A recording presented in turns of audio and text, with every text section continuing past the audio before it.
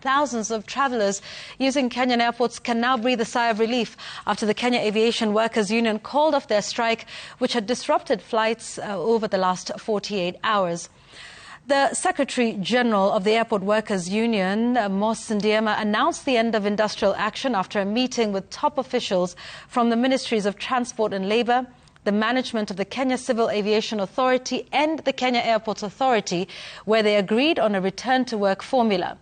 The relief came hours after hundreds of travellers at the Jomo Kenyatta International Airport shared with Citizen TV their tribulations following the strike that affected major airlines operating in the region.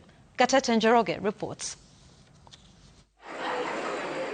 Exhausted, sleepy and hungry, Kenya's main airport was turned into a waiting bay for hundreds of stranded passengers.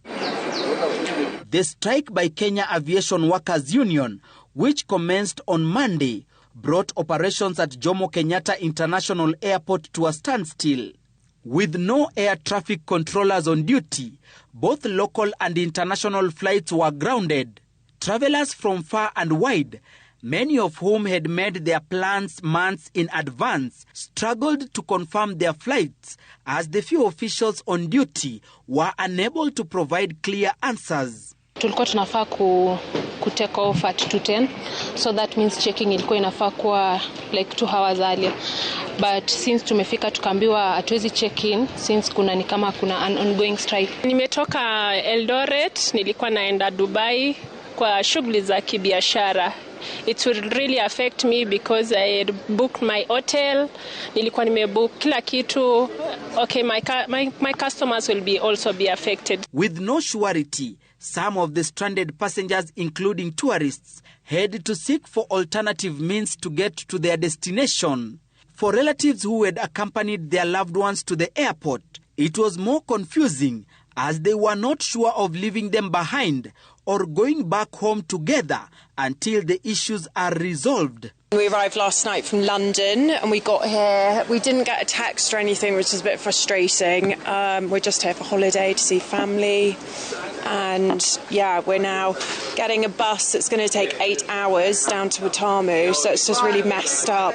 Nilikuwa nimemleta kaka yangu, alikuwa anaenda Brazil kwa ajili ya masomo, na kwa sasa ametuambia kwamba ametumiwa message akaambiwa angoje kidogo.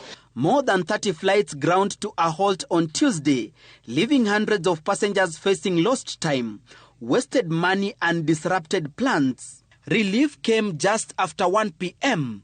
KAWU Secretary General Moss Ndiema called off the strike after a deal with the government. We are happy that we've had very successful consultations and engagement, bringing together both KCAA management and KAA management. And in effect, Kenya Aviation Workers Union would like to call off the strike action.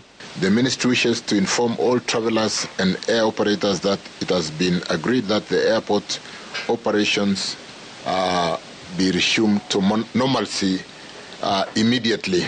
The return to work formula was reached after an agreement allowing employees in grade 4 and 5 at the Kenya Civil Aviation Authority to unionize, with union dues to be deducted and remitted accordingly. Other outstanding issues affecting KCAA and the Kenya Airports Authority workers will be addressed through a conciliation by a conciliator appointed by Labour Cabinet Secretary Alfred Mutua. It was also agreed that there shall be no victimization from either side arising from the industrial action. With the strike called off, all efforts are now dedicated to ensuring normal operations resume at all airports in the country. Gatete Njoroge, Citizen TV, Nairobi.